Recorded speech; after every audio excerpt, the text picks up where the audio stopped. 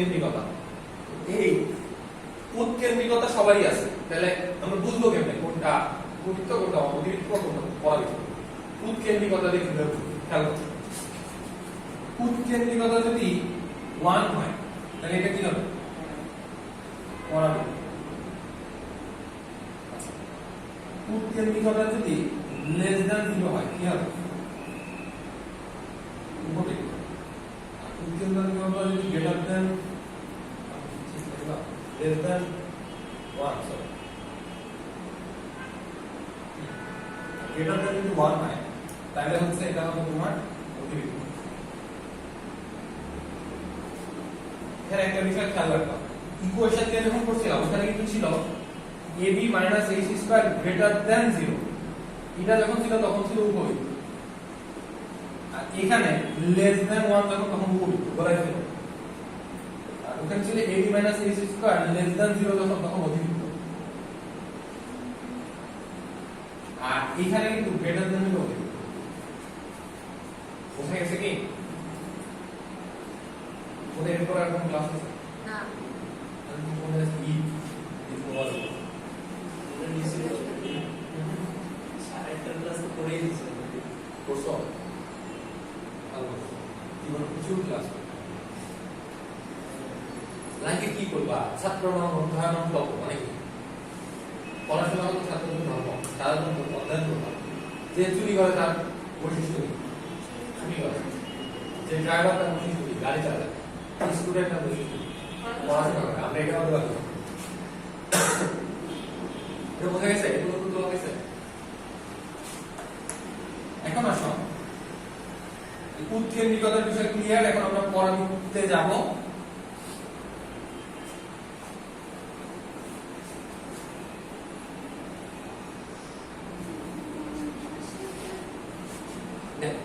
পরাবৃত্তর ক্ষেত্রে হচ্ছে আমরা 4 রকম পরাবৃত্ত দেব।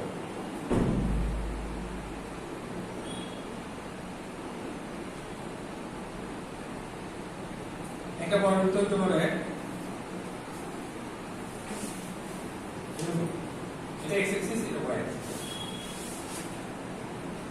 একটা পরাবৃত্ত হতে পারে আমার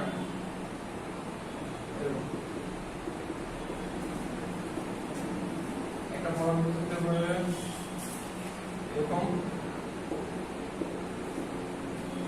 আরেকটা হতে পারে হচ্ছে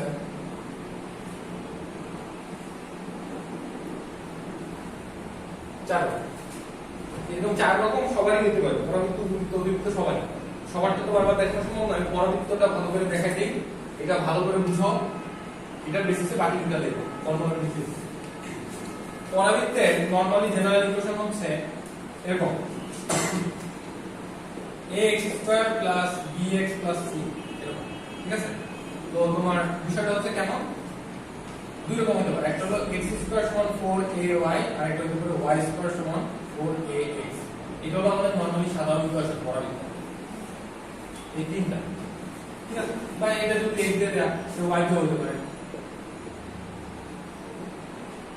হ্যাঁ, এটা হচ্ছে পরাবৃত্তের সাধারণ ইকুয়েশন, মনে থাকবে। তোমার বাসা যাতে হচ্ছে ব্রাহ্মণবাড়িয়া কোথায়? বিজয়নগর।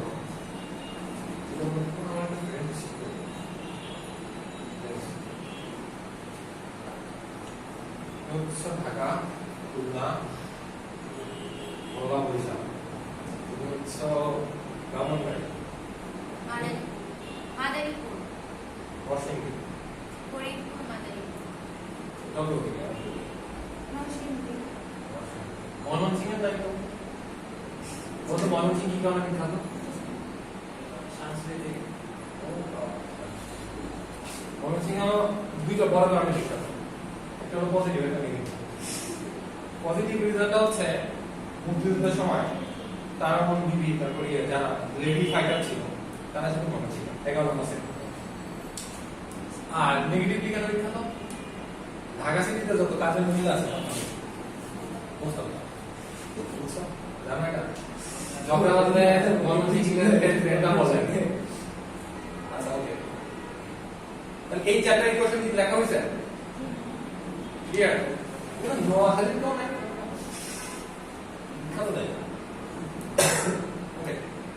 তো এটা যদি লেখা এখন আমি বলি ইকুয়েশন গুলো বুঝি। এটা হচ্ছে y square equal to 4ax এর ইকুয়েশন। এটা হচ্ছে যেহেতু উল্টা দিকে ঘুরে গেছে, এটা হচ্ছে y square equal to -4ax। এটা যেহেতু y বরাবর আছে, এটা হচ্ছে x square equal to 4ay। আর এটা হচ্ছে x square equal to -4a। বোঝা গেছে কি? তার মানে সবার মধ্যে এটার মধ্যে ডিফারেন্স আছে, যেগুলো m আর m না হবে সেগুলো হচ্ছে x square equal to 4ay অথবা এটা, আর যেটা হচ্ছে m আর m না হবে সেটা হচ্ছে y স্কয়ার ইকুয়াল টু 6। জি ভাইয়া। ঠিক আছে? তাইলে গ্রাফ আসলে বা যে কোনো ইয়ে বললে তোমাকে ফিগারটা আইডেন্টিফাই করতে হবে। পরবর্তীতে কিন্তু ফিগারের সাথে সূত্র চেঞ্জ হয়ে যাবে, কখনো উত্তর a0 কখনো 0a হবে। এটা কিভাবে ফিগারের সাথে, তো তোমাকে যে ক্লু দেওয়া থাকবে সেটা থেকে বুঝে নিতে হবে যে চিত্র কোনটা হবে। ঠিক আছে? আচ্ছা, এখন আসো পরবর্তীতে আমরা ইন্টারসেক্ট করব। কাটাকাটি যারা ভালো পারো ভালো করে দিও, ইন্টারসেকশনে কাজে দিবে। আচ্ছা, তোমাদের যাদের ডাক্তার হওয়ার ইচ্ছা, ডাক্তার তোমার না, তোমরা এই যে পোস্টমর্টম করা যে তোমার ভয় হয় না? কল্পনা চেষ্টা করতে না করে। মানে সব ডাক্তাররা তো করে না। তুমি যখন হচ্ছে ট্রেনিং এমবিবিএস করো কাটাকাটি বাস ওটা তো দেখতে দেখতে অবশ্যই লাগে। ওইটা তো আমি ইউটিউবে দেখে বুঝছো? বাংলাদেশের নারীদের কি এমনি বাড়ির ছেলেরা সবাই ভয় করে সব কারণে করে। তো এই যে বললাম সারের সব ভিডিও দিয়ে দেখতে। মানে পোস্টমর্টম করে আমি জিজ্ঞেস করছিলাম যে ওটা ভয় লাগে নাকি, তখন বললো যে ফার্স্ট থেকে আমরা নেশা করে দিই, হ্যাঁ, আমি দেখতে পেলাম। তারপর আস্তে আস্তে এখন ঠিক হয়ে গেছে। একটা অবস্থা ছিল, একটা মানুষের কেটে হচ্ছে মারা যাওয়া লাগে, দেখতে এরকম ভালো লাগে। ডাক্তারি প্রফেশন অনেক ভালো, বাংলাদেশের ডাক্তারগুলো কেমন জানি তাদের হৃদয় কালো। আচ্ছা, এদের মানে এখন যদি আমি দুইজনকে জিজ্ঞাসা করি তোমাদের ডাক্তার হওয়ার ইচ্ছা আছে, অ্যাজ ইউজুয়াল রিপ্লাই দিবে দেশে গরিব মানুষের হেল্প করবো, করতে সার্ভিস করবো, যা বাট প্রত্যেকের মনের মাঝে কি কাজ করে বলো তো? একটা প্রেসক্রিপশন মানে একটা। আচ্ছা, এখন আসি পরাবৃত্তের ক্ষেত্রে। দেখো একটা বড় করে দেখো, এটা হচ্ছে x অ্যাক্সিস, এটা হচ্ছে y অ্যাক্সিস। এইটা যদি আমাদের একটা পরাবৃত্ত হয়, অনেক কিউট একটা পরাবৃত্ত, তাহলে এটার ইকুয়েশন কি হবে? এটা, তাই না? এইটাকে বলা হচ্ছে শীর্ষবিন্দু। তাহলে শীর্ষবিন্দুর স্থানাঙ্ক কত বলো তো? শীর্ষবিন্দু হচ্ছে কত আমাদের? 0 0 না? বিন্দুটা এইটাকে বলা হচ্ছে উপকেন্দ্র। উপকেন্দ্র কেন বলতেছে? এটা পুরোপুরি গোল না, পুরোপুরি গোল হলে তারা বলা হচ্ছে কেন্দ্র বা বৃত্ত। আমরা বলি না যে কেপলার সূত্র পড়ছো না, যে একটা নির্দিষ্ট ফোকাসে রেখে বা নাভিতে রেখে হচ্ছে ঘুরে। তো যেমন আমাদের হিউম্যান নাভি বা যেগুলো নাভি বা ফোকাস, এটা কেন বলে? ওটা একটা সেন্টার না, সেন্টারের মতো এভারেজ। অর্থাৎ মনে করি এটা একটা পুরোবৃত্ত, এই সব জায়গার ডিসটেন্সের এভারেজ করলে মোটামুটি একটা এরকম আমরা পাই। তো এটা একদম সেন্টার না, যেটাকে বলা হচ্ছে ফোকাস বা নাভি বা হচ্ছে উপকেন্দ্র। এস হচ্ছে উপকেন্দ্র। ভালো করে বুঝবা, এইটুকু হচ্ছে আমাদের এ, এইটার কাছে এস, এইটুকু হচ্ছে আমাদের এ। তাহলে উপকেন্দ্রের স্থানাঙ্ক কত? Anybody? 0, 0,a 0a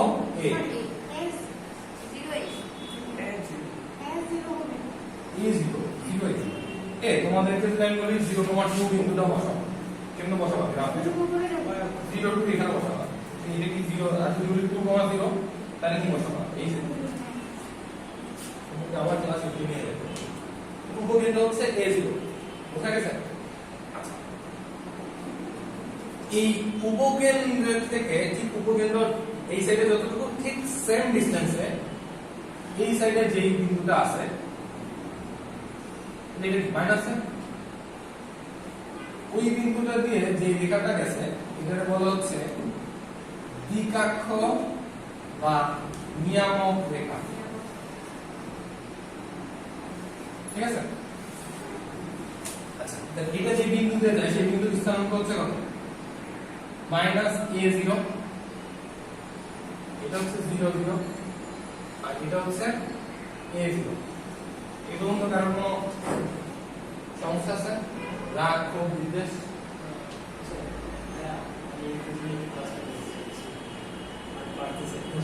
Yes, definitely we can read. না পারলে তো কোনো কিছু করতে রাখতে হবে। আচ্ছা, এই পর্যন্ত কি বোঝা গেছে? এখন এরপরে আসো, এই এস দিয়ে যে রেখাটা যাবে এটা কি উপকেন্দ্র না? এসটা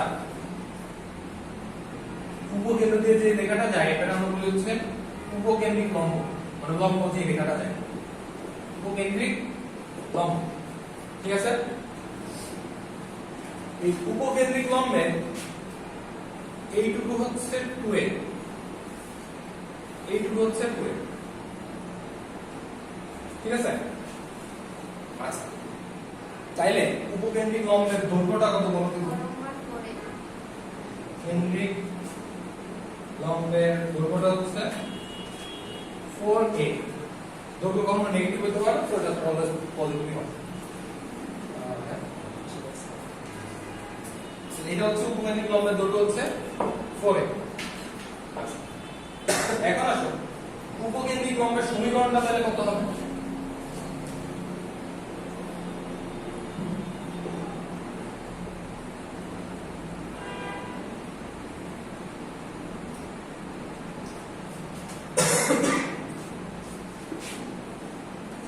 এটা যদি y হয়, এটা যদি x হয়, এই রেখার সমীকরণকে আমরা কি বলি? x a না? বুঝো?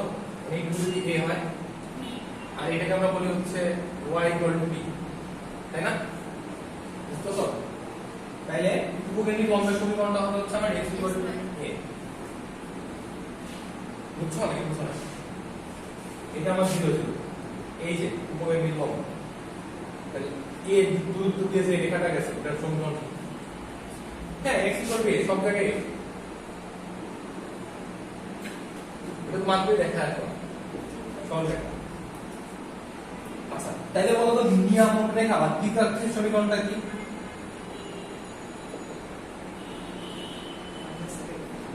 yes, x minus। এরপরে আসো যে এই উপকেন্দ্রিক লম্ব আর পরাবৃত্তটা ছেদ বিন্দু দুইটার স্থানাঙ্ক কত বলতে পারবা? এটা আর এটা, এইটুকু কত আর এইটুকু a, 2a। এটা হচ্ছে a, 2a, আর এটা বিষয়টা a স্থানাঙ্ক, মানে ছেদ করা বিন্দু দুইটার স্থানাঙ্ক a, 2a আর a, -2। এই পরাবৃত্তটার ভিতর দিয়ে কোন অক্ষটা গেছে? x অক্ষ। তাইলে এই পরাবৃত্তের অক্ষরেখার সমীকরণ, অক্ষের সমীকরণ হচ্ছে y = 0, কোন x অক্ষ, x অক্ষের সমীকরণ হচ্ছে y। এই হলো আমাদের ওভারঅল টার্ম। এখন তোমাকে এই যে কোনো একটা ইকুয়েশন দিয়ে বলবে শীর্ষবিন্দু কত, উপকেন্দ্র কত, লম্বের দৈর্ঘ্য কত, সমীকরণ কত, তখন তোমাকে এই ফর্মুলাটা অ্যাপ্লাই করতে হবে। বুঝা গেছে? বাট এটা কার জন্য অলওয়েজ মনে রাখবা, তোমার ইকুয়েশনকে এই প্যাটার্নে নিয়ে আসতে হবে। তোমার ইকুয়েশন যদি থাকে 2x² + 5x + 10 = 0 হবে না, ওকে এই প্যাটার্নে নিয়ে আসতে হবে। ঠিক আছে? নরমালি এমসিকিউ দিলে এত প্যাচ দিবে না, এইভাবেই দিবে। এটা কি বোঝা গেছে? এখন দেখো রোটেট করার সাথে কিভাবে আমার অ্যানসার গুলো চেঞ্জ হয়, আমি এবার একটু সেটা দেখাই।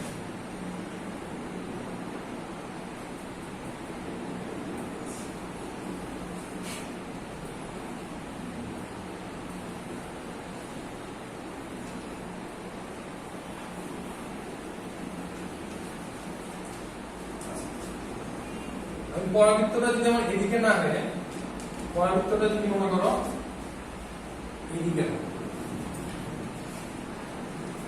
তাহলে এটার ইকুয়েশন কি হবে?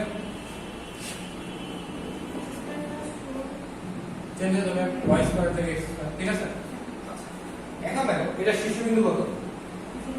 0 0, কোনো সমস্যা নাই।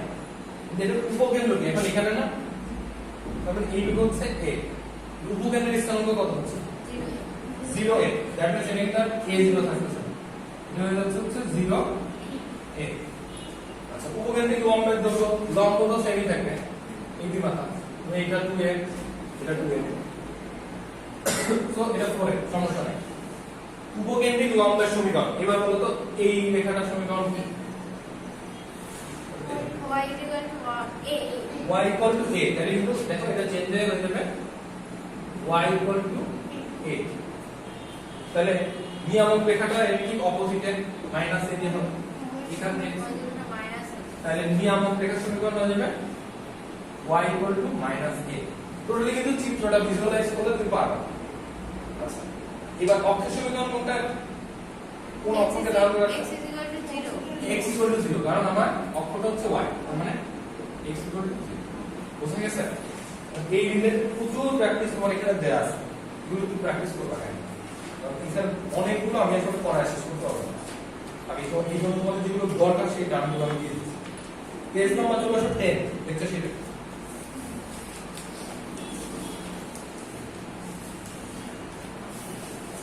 এবার আসো এখানে যদি আমরা উপবৃত্তকে দেখাই, বহির্বৃত্ত আর উপবৃত্তের সূত্র কিন্তু সেম, খালি তোমার হচ্ছে ইয়েতে ডিফারেন্স, উৎকেন্দ্রিকতার ডিফারেন্স। সো পেজ নাম্বার 10 আর 11 একসাথে দেখো, পরবর্তী শেষ করলাম, আমি হচ্ছে তোমাদেরকে উপবৃত্তটা দেখাই। উপবৃত্ত দেখতে পারছো, পেজ নাম্বার 10 এর চিত্র দেয়া আছে দেখো। উপবৃত্তের কেন্দ্র হচ্ছে কত 0 0, উপবৃত্তের উপকেন্দ্র দুইটা, উপবৃত্তের উপকেন্দ্র হচ্ছে দুইটা, কেন দুইটা? উপবৃত্তটা হচ্ছে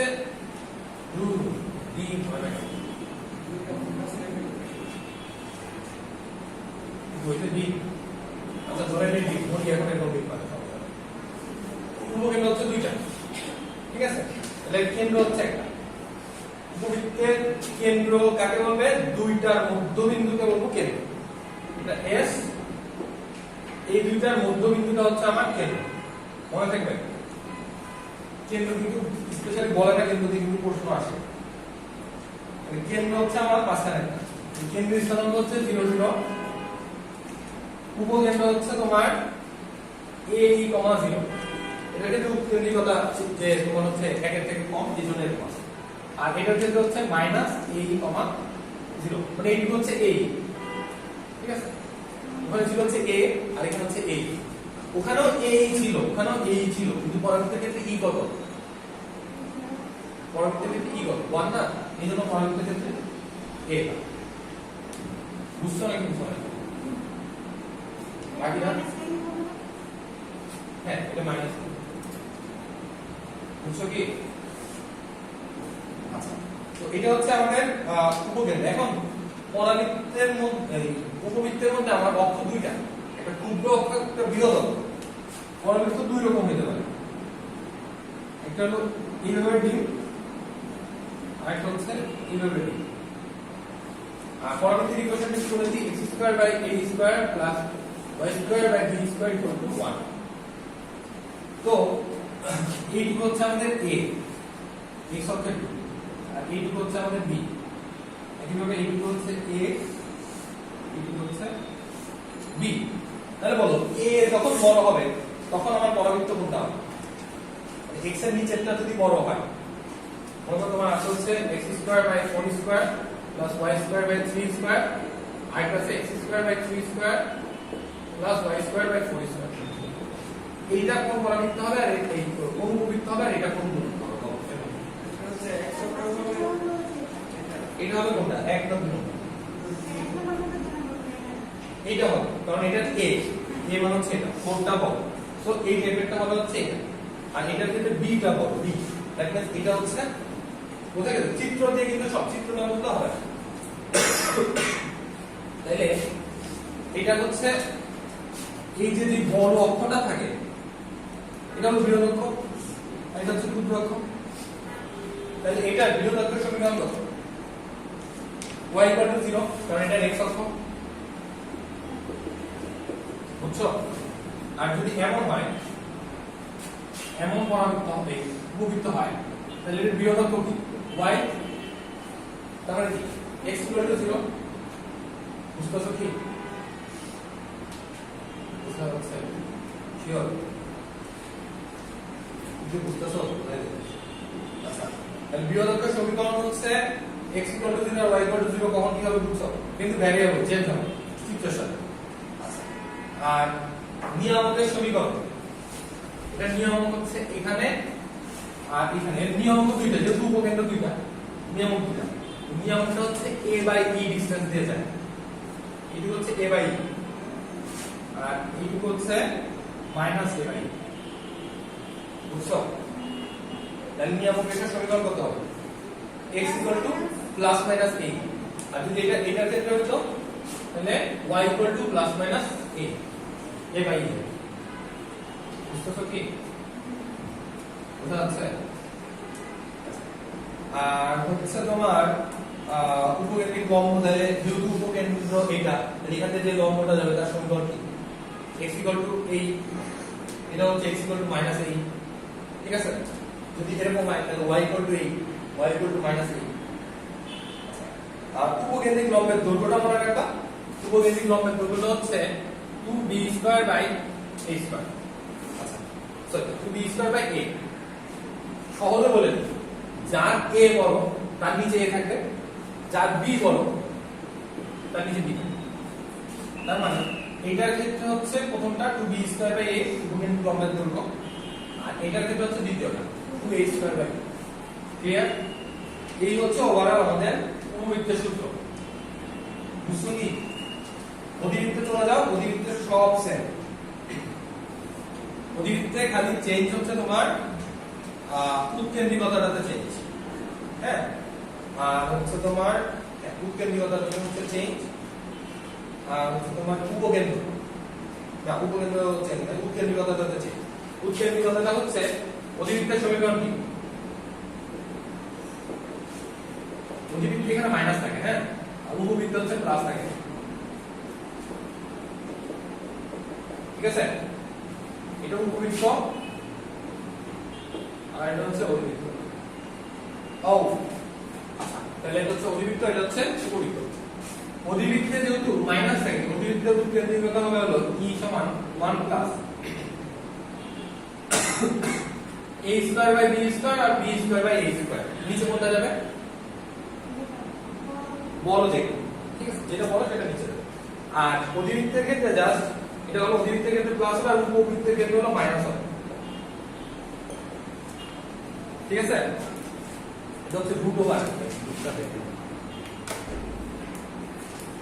নিচে কোনটা যাবে দুইটার ক্ষেত্রে নিচে যাবে হচ্ছে বড় যেটা এই পর্যন্ত বুঝছো কিনা বোঝা গেছে কি এই হচ্ছে আমাদের ওভারঅল অধিবৃত্তের সূত্র এখন তোমরা পেজ নাম্বার যদি চলে আসো 12 এবং 13 12 এবং 13 তে যদি যাও এখানে গেলে দেখবে হাবিব কোশ্চেনে এত উপবৃত্তের উৎকেন্দ্রিকতা কত কি চাইছে তারপর হচ্ছে কোন ধরনের কণিক 4 নম্বর প্রশ্ন 12 পেজে কোন ধরনের কণিক চাইছে 5 নম্বর অধিবৃত্তের উৎকেন্দ্রিকতা 6 নম্বর বৃহদক্ষ ক্ষুদ্রক্ষ 7 নম্বর উৎকেন্দ্রিকতা স্পর্শক যেহেতু বলছে দুইটা থেকে কে এর মান বের করবা সেন্টিমিটার দিয়ে অথবা হ্যাঁ সেন্টিমিটার দিয়ে করলে হচ্ছে আচ্ছা এত পরাবৃত্তের লম্বের দৈর্ঘ্য কত উপকেন্দ্রিক লম্ব সূত্র পরাবৃত্তের শীর্ষবিন্দু সূত্র উপবৃত্তের উৎকেন্দ্রিকতা সূত্র উপবৃত্তের উৎকেন্দ্রিকতা পরাবৃত্তের শীর্ষবিন্দু স্থানাঙ্ক 13 নম্বর শীর্ষবিন্দু স্থানাঙ্ক 14 নম্বর তারপর হচ্ছে তোমার পরাবৃত্তের উপকেন্দ্র দেওয়া আছে দ্বিকক্ষ দেওয়া আছে তার সমীকরণ কোনটা এর মধ্যে থেকে টেস্ট করবা যেটা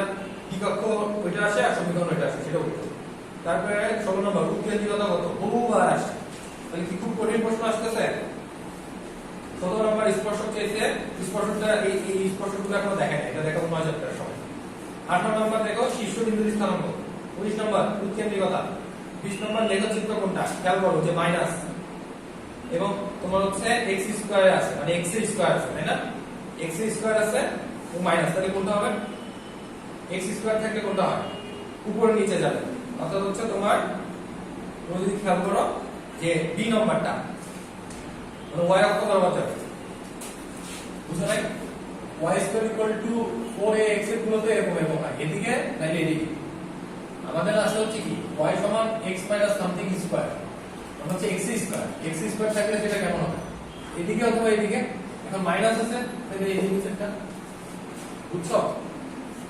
লেখচিত্র দেখো অনেকগুলো আছে। 21 নাম্বার শীর্ষবিন্দুর স্থানাঙ্ক, 22 নম্বর উপকেন্দ্রের স্থানাঙ্ক, 22 এর পরে 23 নম্বর হচ্ছে তোমার সমীকরণটি কি ইন্ডিকেট করে, তাহলে উপবৃত্ত না বৃত্ত দেখো আসে। 24 নম্বর সমীকরণটির লেখ কোনটা, এটা। তো এটার ক্ষেত্রে হচ্ছে একই হবে, x স্কয়ার এর গ্রাফ হবে, মানে x স্কয়ার গ্রাফ হচ্ছে উপর নিচে হবে, উপর নিচে দুইটাই আছে, একটা হচ্ছে b আর একটা হচ্ছে c নাম্বার। এর মধ্যে হচ্ছে তোমার x + 1 = 0 ধরবা, তাহলে x এর মান হচ্ছে -1, তাহলে b নাম্বারটা। বুঝছো কি? 25 নাম্বার স্পর্শ করে দুইটা থেকে মান বের করলে হয়ে যাচ্ছে। 26 নাম্বার প্যারাবোলার শীর্ষবিন্দু কত, তাহলে বলো এই টোটাল ঢাবির কোশ্চেনের মধ্যে কয়টা কোশ্চেন নাম তোমার হয়েছে, যে কয়টা টপিক বলছে তো কয়টা? স্পর্শকের দুইটা প্রশ্ন, যেটা আমি এখন দেখাই না সময় দেখো। স্পর্শকের এই দুইটা বাদে আমি এখান থেকে একটা প্রশ্ন পাইছি, বুঝছো তাহলে আমার কথা? তো এটা সবসময় বলছি যে সিস্টেমগুলো করবা, কতটুকু লাগে এতটুকু করবা, পরবর্তীতে দলিলের অনেক কিছু আছে, এত কিছু দরকার নেই। এবং ইন্ডিয়ার অনেক বড় বড় অঙ্ক করছে, যেগুলোতে এরকম আছে সাধারণ করে x - 5/2 square plus y plus 3/3 square, এরকম আছে। এরকম অঙ্ক কিন্তু এক্সেসে আসে, দেখছো? অঙ্কগুলো বড়, জানাতে সময় লাগে। ক্লিয়ার আমার কথা? নিজের বলছি অলওয়েজ কোন ক্লাসে তোমাদের এই কথাটা বলি যে সব করবা না, পাগলের মতো সব করতে যাও না। একটু যখন বসেছিলাম ইউনিটের একজন আসছে না এক্সেলে, সে মানে কি করবে সাধারণ জ্ঞান এটা খুঁজে যাচ্ছে না, তাকে দুই একটা বই সাজেস্ট করা হয়েছে, বলছে এতটুকু করলে হয়ে যাবে। একটা মানুষের জন্য কত করতে পারবে, মনে রাখতে পারবা? কিন্তু বিশেষ দিবা অ্যাডমিশন হচ্ছে বাচ্চাদের দিবা। তোমার লাইফের প্রথম বড় পরীক্ষা কেমন দিচ্ছ তোমরা, কিসের জন্য দিচ্ছ? অনার্সের জন্য দিচ্ছ। এরপরে মাস্টার্সে যখন মানুষ হয়, মাস্টার্সের জন্য আলাদা অ্যাডমিশন হবে, ওটার লেভেল আর একটু হাই, এমবিএ, তারপরে জব। তো তোমরা একদম পিচ্ছি লেভেলটা দিচ্ছ। সো দ্যাট মিন্স তোমাদের একদম বিশাল বড় ডিপ থেকে দিবে না, সাধারণ জ্ঞান এরকম দিবে না যে বঙ্গবন্ধু শেখ মুজিবুর রহমান 1965 একটা বিমানে করে গেছিল, কোন ব্র্যান্ডের জুতা ইউজ করছে, এটা তুমি জানো। তোমাকে আসলে জিজ্ঞাসা করবে কবে ভাষণ দিছে, কত মিনিটের ভাষণ দিছে, তারপরে হচ্ছে হোম ডিস্ট্রিক্ট এসে এগুলো দিবে। ইউক্রেন রাশিয়া নিয়ে সাম্প্রতিক দিলেন, কত তারিখে অ্যাটাক হয়েছে এটা দিবেন, প্রথম সামরিক সহায়তা কে করছে এটা দিবেন। তোমাকে নিশ্চয়ই এটা জিজ্ঞেস করবে না যে রাশিয়া প্রথম কোন শহরকে অ্যাটাক করছে, এটা দিবেন। তোমার লেভেল অনুযায়ী তোমাকে করতে হবে। আর এইচএসসি এই যে এত সিলেবাস, এখান থেকে কিন্তু আমি সব করাই না। তো প্রথমত হচ্ছে এখানে 3 আর 1 4টা চ্যাপ্টার, তার মধ্যে তো সব দেই নাই, যা দেই নাই যতটুকু কিছু তার মধ্যে সবগুলো কোশ্চেন আছে। সো আমার কথা হলো এই পুরো পড়া দরকার নেই, ইন্টেলিজেন্টলি পড়তে শিখো, যতটুকু লাগে ততটুকু। যদি কারোর অনেক জানতে মন চায়, আমি হাম্বল রিকোয়েস্ট করবো, চান্স পাওয়ার পরে যান, অনেক সময় আছে।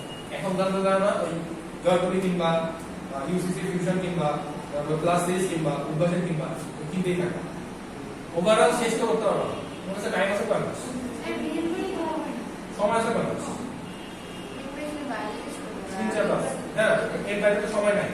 এই 3-4 মাসের মধ্যে তুমি আসলে একবার যেটা করতে সেটা তুমি একবারে মনে রাখতে পারবা। এই শিডিউল করাইছি সরকারের ডিভিশন আসলে বলতে হবে, তোমার রিভাইজ আসতে পারবে না। তুমি যদি মানে করতে যাও প্র্যাকটিসে না যাও হবে না। ওকে, তো তোমাদের আর কোনো কোশ্চেন আছে? আমাদের কারণে জায়গার মধ্যে রাখতে চাই না, যদি তোমাদের আর কোনো প্রশ্ন না থাকে। আর কি মার্কের অবস্থা এরকম দুর্বিষহ হলে তো বিপদ। আমি আসলে বলবো যে তোমাদের গার্ডিয়ানদের কথা নিয়ে নিয়মিত টেস্ট করে, এরকম যদি হয় মার্কের অবস্থা 3, 2, 0, 13, 7, 30 মার্কের পরীক্ষা দিতে অ্যাটলিস্ট 20 পাওয়া উচিত। আগের দিন যাও পড়াইছি, তার আগের দিন কাজ করি এমনি বলেছো প্রথম দিনের পরীক্ষা দিয়ে সেদিনও কি অবস্থা, 0, 13, 11 পরীক্ষাগুলো ভালো করে দিলাম। কারণ হচ্ছে তোমাদের স্যার আমিও বার করে আসছি, ওই সময় খুব মনে হয় যে আমি পরে দেই নাই, বাট যেদিন দিব সেদিন ফাটাই দিতে তো লাগে। এখন আমার প্রস্তুতিটা কমপ্লিট না, এই জন্য দিচ্ছি না। প্রস্তুতি ভালো না থাকলে দিতে ইচ্ছা করে, কিন্তু আলটিমেটলি আসলে তুমি প্রতিদিন দেওয়ার সময় পাবো না, ফার্স্ট করে দেবে পরীক্ষা চলে আসছে, বোঝা গেছে? তো প্রতিদিন পরীক্ষা দাও, এটা কিছু না বল দাগাইলে তো অ্যান্সার গুলো এই কটা তো জানতে পারো। কোশ্চেন গুলো তো যারা পড়ে সেট করা টিচাররা বুঝে বুঝে যে কোশ্চেন গুলো নিয়মিত আসে ওগুলোই দেওয়ার চেষ্টা করো, তো করলে কাজে। ঠিক আছে, সবাই ভালো থাকো, সুস্থ থাকো, আর বিটিভি দেখতে থাকো।